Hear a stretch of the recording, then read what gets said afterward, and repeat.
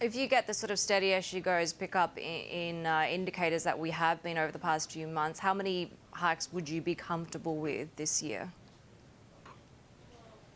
So I've built in my forecast a bit stronger path than the median just because I see the economy as a bit stronger than the median path. But again, I think, when you think about that, if we put error bands around those forecasts, both growth, inflation, unemployment, and the policy path associated, you'd see that the error bands around those forecasts are much wider than this dispersion across participants on the FOMC. And that's just the nature of forecasting. The forecast errors around any economic forecast, not just the Fed's, but government forecasts and forecasts made by the private sector are pretty large. And that's just the nature of the art of economic forecasting. Shocks hit the economy.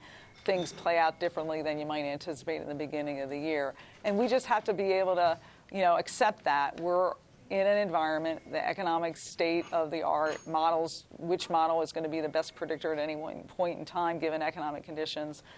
We don't know that. And so we have to, again, not be put off by the uncertainty, but take it into account as part of the environment we live in and then set policy. So again, as I said at the beginning, if the economy continues on the path that it's been on and that I anticipate, I'd be comfortable with a higher interest rate.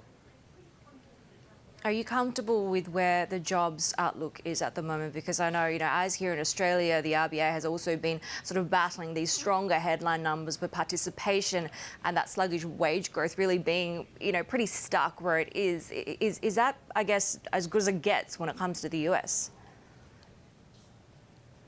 Well, wages have been moving up gradually. I think there's some part of the labor market conditions that are quite good. I mean, we've seen, economic employment growth in solid conditions. But remember that equilibrium employment growth is much lower than it was in the past, and that's reflecting of the demographics of the U.S. So again, there are some problem areas in the labor market. There are a lot of the technological changes, and not just from the Great Recession, but even before that.